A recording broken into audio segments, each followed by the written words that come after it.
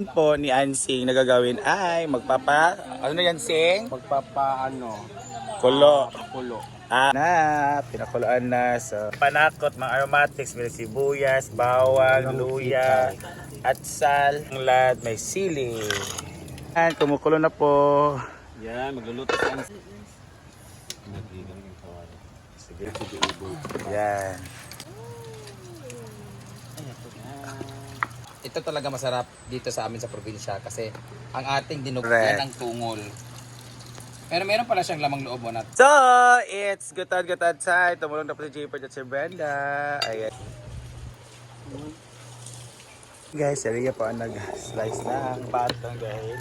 Kaya natin na Siyang ma-clear talaga siya kasi andyan pa yung mga everything. Kailangan ma-clear yung water niya.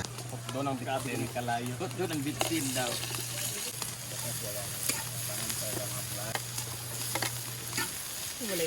Taran! Taran!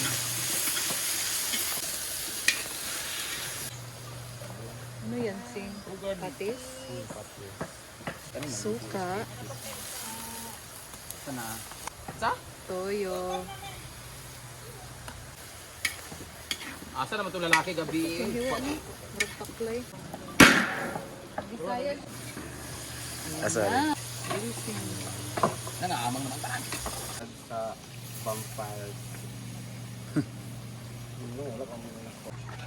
Good. Malata naman na siya, sige. Yan. Very well naman siya. Hindi pa siya luto, kundi lapog. Grabe. Sure bayot. And ilagay natin ang sayote. Hindi kay Kuya.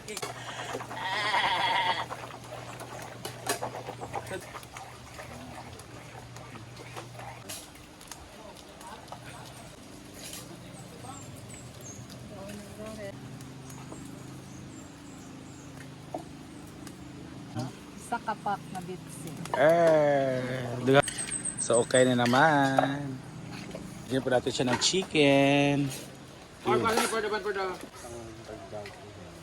So guys, ang ganda ng aming dinuguan kasi hindi siya masyadong matubig. Ganyan talaga magdinuguan si Ansing, si Yaya. Perfection.